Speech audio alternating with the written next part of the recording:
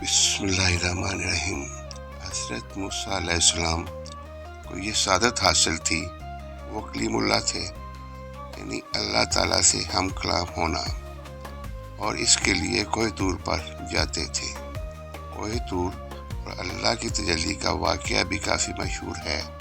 جب حضرت موسیٰ نے اللہ کو دیکھنے کی خواہش کی تھی، لیکن اللہ کے نور کی ایک چھوٹی سی جھلک سے نہ صرف کوہ طور جل گیا بلکہ آپ بھی بیہوش ہو گئے تھے۔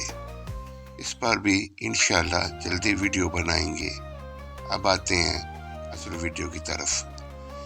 حضرت موسیٰ علیہ السلام ایک دفعہ کوہ طور پہ جا رہے تھے کہ ان سے ایک آدمی نے درخواست کی کہ آپ کلیم اللہ ہیں، اللہ تعالیٰ سے دعا کریں کہ وہ میرا رزق بڑھا دے، مجھے کئی دن فاقے کرنے پڑتے ہیں۔ حضرت موسیٰ علیہ السلام نے بارگاہ خداوندی میں اس کی درخواست پیش کی۔ وہ اللہ تعالیٰ کی طرف سے بتایا گیا اس آدمی کی قسمت میں قلیل روزی ہے، اس لیے ہمارے یہاں سے تھوڑا کر کے اسے روز دیا جاتا ہے تاکہ آخر تک ملتا رہے۔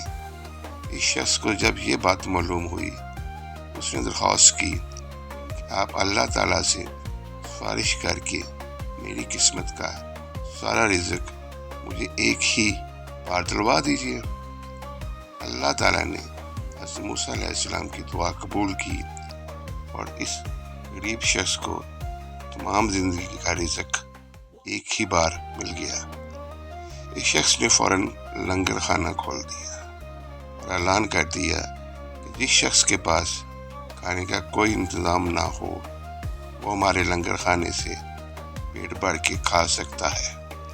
حضرت موسیٰ علیہ السلام کو اس کی اس حرکت پہ تعجب ہوا۔ انہوں نے اسے سمجھانے کی کوشش کی، لیکن جب وہ نہ مانا مایوس ہو کے چلے گئے۔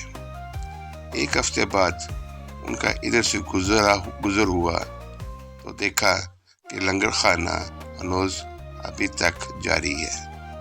دوسری دفعہ وہ 1 ماہ بعد اور پھر تیسری مرتبہ 6 ماہ بعد ادھر سے گزرے تو آپ نے حسب معمول اسی طرح لوگوں کو لنگر خانے سے کھانا کھاتے دیکھا، جبکہ آپ کا خیال تھا کہ اس غریب آدمی کی دریا دلی کی بدولت سارا رزق چند روز میں ختم ہو جائے گا، مگر لنگر خانہ ابھی تک مسلسل جاری تھا۔